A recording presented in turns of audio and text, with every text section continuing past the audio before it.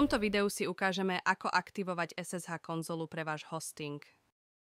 Ako prvé, vyberieme službu, pre ktorú si prajeme SSH konzolu využívať. Preklikneme sa teda cez služby a vyberieme požadovanú doménu. Zobrazí sa nám detail hostingu, kde po rozkliknutí nájdeme možnosť FTP a súbory. Túto možnosť zvolíme a potom otvoríme web SSH. Sekcia nám ponúka dve možnosti. Aktiváciu permanentnej konzoly alebo dočasnej konzoly, ktorá funguje 1 hodinu.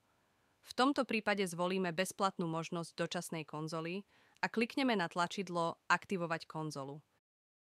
Aktivácia konzoly trvá približne 2 minúty. Na prístup do konzoly môžeme využiť aj webové rozhranie. Skopírujeme URL adresu prístupu, následne vygenerované prihlasovacie meno a heslo a môžeme sa prihlásiť.